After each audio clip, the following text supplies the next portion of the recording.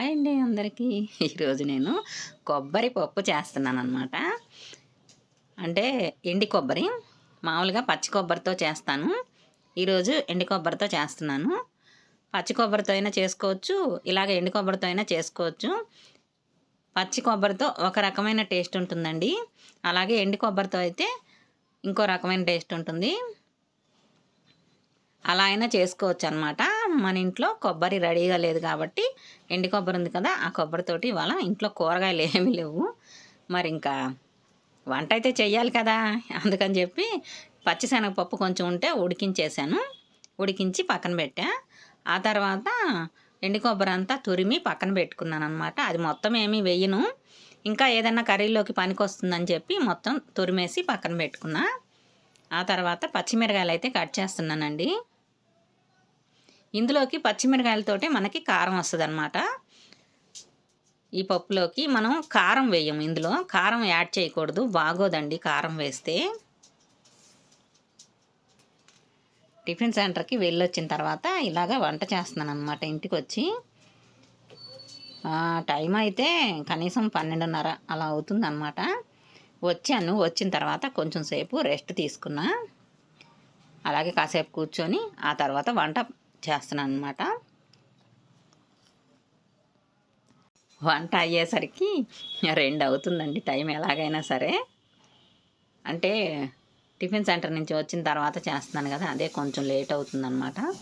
ఇంట్లో ఉన్న అలాగే చేస్తానండి, ఎందుకంటే తొందరగా తినరు. కొందరైతే 12 గంటలకు అలాగా భోంచేస్తారు కదండి. మా ఇంట్లో అయితే 2 అవుతుందండి ఎలా అయినా సరే. టిఫిన్ కూడా కొంచెం లేట్గానే చేస్తారు కాబట్టి లంచ్ చేసేసరికి అలాగా లేట్గానే తింటారు. తేజ అయితే బయటికి వెళ్ళాడండి, ఇంకా రాలేదు.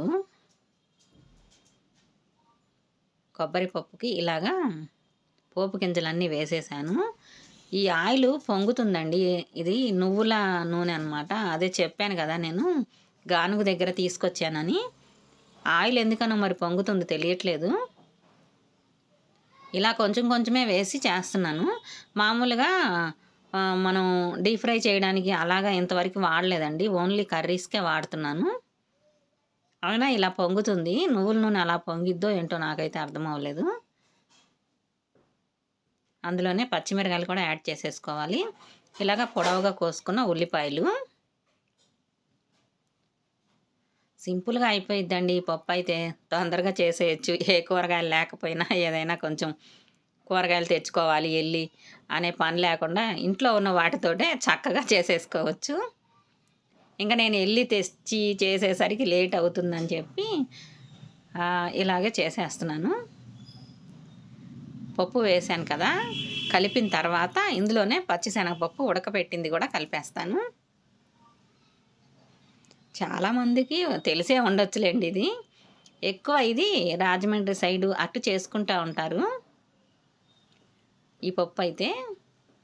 అలాగే దొండకాయ కొబ్బరి వేసి అలా చేస్తారనమాట, చాలా బాగుంటుంది టేస్ట్ అయితే. పప్పు ఇందులో యాడ్ చేసేస్తున్నాను కదండి, అందులోనే కొంచెం పప్పు ఉంచానండి చారు చేద్దామని. శనగ చారు చాలా బాగుంటుంది, కమ్మగా ఉంటుంది అనమాట. అది కూడా చేద్దాంలే కొంచెం అని కొంచెం పప్పు అయితే పక్కకు పెట్టేశా. ఇందులో కొంచెం వాటర్ వేయాలండి, మరీ గట్టిగా ఉంటే తినరు అనమాట. అంటే పొడి పొడిగా కూడా వండుకోవచ్చు, మా ఇంట్లో వాళ్ళకి అలా నచ్చదనమాట. కొంచెం అలాగా గ్రేవీ లాగా ఉండాలి, అందుకని కొంచెం వాటర్ అయితే వేసాను.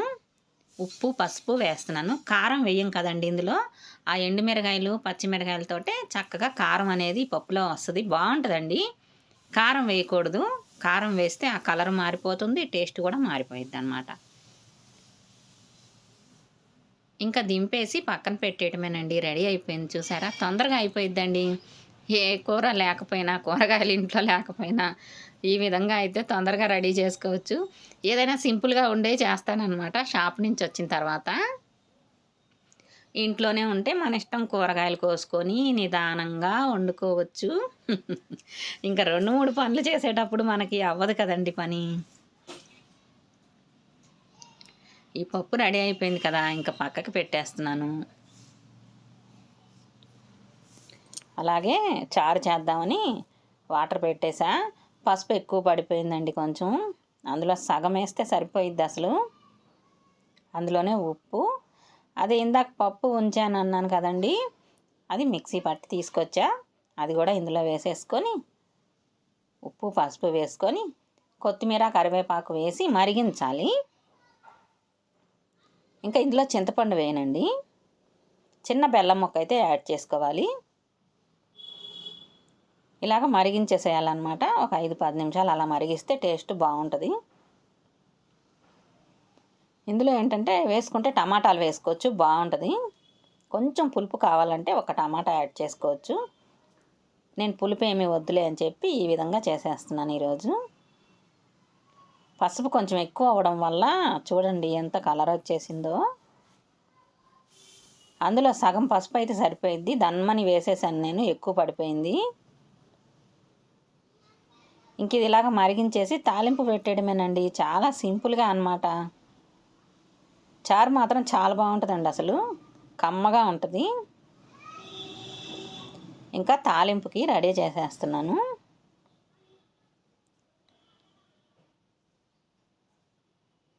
కొంచెం ఆయిల్ వేసేసుకొని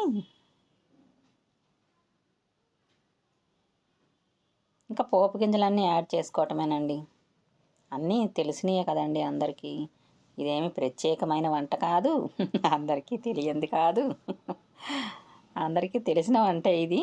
అయినా కూడా నేను ఏ విధంగా చేస్తున్నానని చెప్పి నేను మీకు షేర్ చేస్తున్నాను. నచ్చితే చూడండి, లేదంటే స్కిప్ చేసేయండి ఇంకా, ఎందుకంటే తెలిసిన వంటే కదా అందుకని. కరివేపాకు, అలాగే పోపు గింజలు, ఉల్లిపాయలు కూడా వేసేసుకొని కొంచెం ఫ్రై చేసేసుకోవడమేనండి. ఇందులో ఇంగువ వేసుకుంటే బాగుంటుంది, కానీ ఈరోజు మన ఇంట్లో లేదండి ఇంగువ, అయిపోయింది, తెచ్చుకోవాలి. ఈ టిఫిన్ సెంటర్కి వెళ్ళాను అనుకోండి, ఇంట్లో ఏమైపోయినాయో అసలు గుర్తే ఉండదండి. అసలు నేను వంట చేసేటప్పుడు మాత్రమే అన్నీ గుర్తొస్తూ ఉంటాయి ఒక్కొక్కటి, అయ్యో ఇది లేదా అది లేదా అని. పైగా మళ్ళీ అనుకుంటూ ఉంటాను, నేను ఒక బుక్ పెట్టుకొని ఏదన్నా లేనప్పుడు రాసేసుకోవాలి అనుకుంటాను. ఆ పని మాత్రం చేయనండి. అప్పటికి అనుకుంటాను, ఆ తర్వాత అది కూడా మర్చిపోతాను. ఇంకా మర్చిపోయి ఇంకా వేరే పనులు, ఇదిగో ఈ పెనాలు పన్ను చేయటం, పెనాలు ప్యాక్ చేయటం, పంపించడం, ఇంకా ఏదో ఒక పని. టిఫిన్ సెంటర్కి వెళ్ళటం, ఆ టిఫిన్ సెంటర్కి వెళ్తే అండి బోల్డ్ పని ఉంటుందంట. అసలు షాప్ అంతా కడగడం, క్లీన్ చేయడం ఎక్కువ ఉంటుందండి. ఈ వంట పనుల్లో ఏంటంటే టిఫిన్ సెంటర్లో క్లీన్ చేయడమే ఎక్కువ ఉంటుంది. ఫస్ట్ మనం తయారు చేసేదానికంటే కూడా క్లీన్ చేసే వాళ్ళు ఎవరైనా ఉంటేనే బాగుంటుందండి. అది కూడా మనకి నచ్చినట్టు చేసేవాళ్ళు ఉండాలి. నీట్గా చేస్తే మనం పని చాలా సింపుల్గా చక్కగా చేసేయచ్చు అన్నమాట. అలా దొరకాలంటే కష్టం కదండి ఈ రోజుల్లో. అలాగే కొంచెం ఆలు ఫ్రై చేస్తున్నానండి. యశ్వంత్ అంటే తెలుసు కదా మీకు, మా తమ్ముడు వాళ్ళ బాబు అనమాట. వాడు ఇవన్నీ తినడు, ఆలుగడ్డ అయితేనే ఎక్కువగా తింటాడు, లేదంటే బెండకాయ తింటాడు. అందుకని వాడి కోసం ఒక ఆలుగడ్డ కోసాను. ఈ విధంగా వాడొక్కడి కోసమే వండుతున్నాను అనమాట. ఇది మసాలా కారం అండి. ఈ కారం అయితే చాలా బాగుంది అసలు. ఈ కారం వేసి ఇలాగ ఫ్రై చేసుకుంటే కర్రీస్ చాలా బాగుంటాయి. కొంచెం కర్రీ చేస్తున్నాను అనమాట. వాడు కారం ఎక్కువ తింటాడు కొంచెం, అందుకని కారం ఎక్కువ యాడ్ చేసా. మన ఇంట్లో తెలుసు కదండి మీకు, కారం కొంచెం తక్కువే వేస్తూ ఉంటాను నేను, తక్కువే వాడతాము కారం, ఎక్కువ తినము అసలు, ఎవరు తినరు. ప్రశాంత్ వచ్చాడు, ఏంటి వంట అవ్వలేదా ఇంకా అని. నేనేమో వంట చేసేసి పక్కన పెట్టి, పెనాలుకి కొంతమంది వస్తామన్నారు మన ఇంటికి, ఆ పెనాలన్నీ రెడీ చేస్తూ ఉన్నానండి. అలాగే ఈవినింగు పెసర పునుగులు చేశానండి. పెసర పునుగులకి అల్లము పచ్చిమిరకాయలు ఇలాగ మిక్సీలో వేసేసి కచ్చాపచ్చాక రెడీ చేశాను. అలాగే ఇదిగో పిండి కూడా రెడీ చేశాను అనమాట. అందులోనే కొన్ని ఉల్లిపాయలు, కరివేపాకు, కొత్తిమీర, జీలకర్ర వేశాను. ఇవన్నీ కలిపేశానండి. కలిపేసుకొని ఇందులో 1 స్పూను సగ్గుబియ్యం అండి, నానబెట్టిన సగ్గుబియ్యం 1 స్పూను వేసా. అలాగే కొంచెం ఉప్పు అనమాట, అంటే ఆ పిండికి సరిపడా ఉప్పు కూడా యాడ్ చేసేసి చేశాను. ఇంకా పునుగులుకి ఇది ఆయిల్ అయితే పెట్టేశానండి. ఆయిల్ రెడీ అవుతూ ఉంది. ఇంకా పునుగులు వేసేసుకోవడమే. చాలా సింపుల్గా చూపిస్తున్నాను. ఇంకా పిండి ఎలా వేసాను, గ్రైండర్లో వేసానా ఏంటి అనేది నేను అదంతా ఏమీ చూపించలేదన్నమాట. ఆల్రెడీ రెడీ చేసేసా. ఇంకా అదంతా పెడితే పెద్ద వీడియో అవుతుందని చెప్పి నేను పెట్టలేదండి. తెలుసు కదండి అందరికీ పెసర పునుగులు ఎలా చేస్తానో ఏంటి అనేది. ఇంతకుముందు వీడియోలు కూడా ఉన్నాయండి. అలాగే మీకు వివరంగా కావాలి అంటే మళ్ళీ చేద్దామండి, ఏముంది. చాలా బాగుంటాయండి పెసర పునుగులు. ఆయిల్ అయితే అస్సలు పీల్చదండి ఈ విధంగా చేసుకుంటే. పిండి కొంచెం గట్టిగా వేసుకుంటే మనం ఆయిల్ పీల్చకుండా ఉంటాయండి. ఎందుకంటే ఆయిల్ ఎక్కువ తినకూడదు కాబట్టి మనం కొంచెం చూసి చేసుకోవాలి. అందులో ఒకవేళ మీకు పిండి కొంచెం బాల్చగా ఉంది, వాటర్ ఎక్కువైంది అనుకుంటే కనుక కొంచెం బియ్యం పిండి కానీ లేదంటే శనగపిండి కానీ యాడ్ చేసుకోండి. ఆయిల్ అస్సలు పీల్చకుండా చక్కగా వస్తాయన్నమాట పెసర పునుగులు. ఈ సగ్గుబియ్యం ఎందుకు వేసానంటేనండి, కొంచెం క్రిస్పీగా కరకరలాడుతూ రావాలని వేసానండి. బాగుంటాయి ఈ విధంగా చేసుకుంటే. చిన్నపిల్లలకి ఇలాగ స్కూల్ నుంచి వచ్చేటప్పటికి చక్కగా ఇలాగ ఏమన్నా రెడీగా పెడితే చక్కగా తింటారు. పెసర పునుగులు కదండి, ఏం కాదు, తినొచ్చు. కాకపోతే ఆయిల్లో వేస్తున్నామనే బాధ ఒక్కటేనండి, అంతకంటే ఇంకేమీ లేదు. కానీ కొన్ని ఆయిల్తో ఫ్రై చేస్తేనే టేస్టీగా ఉంటాయన్నమాట. పునుగులు అయితే ఇదిగోనండి, ఫస్ట్ వేసి పక్కకు పెట్టాను కదా, అవన్నీ మళ్ళీ ఇందులోనే యాడ్ చేసేసాను. ఎందుకంటే అన్నీ లోపల కూడా ఫ్రై అవ్వాలి కదా, అందుకని ఇలా చేశాను అన్నమాట. చక్కగా ఇవన్నీ ఫ్రై అయిపోతే తీసి పక్కన పెట్టేసుకోవడమేనండి. చాలా సింపుల్గా చేసేసుకోవచ్చు పునుగులు కూడా. ఎక్కువ టైం ఏం పట్టలేదండి. పెసరపప్పు నానబెట్టి రెడీగా ఉంటే తొందరగా అవుతుందన్నమాట. పెసరపప్పు కూడా ఎక్కువసేపు పట్టదండి నానడానికి. ఒక అరగంట నానబెట్టుకుంటే సరిపోతుందన్నమాట.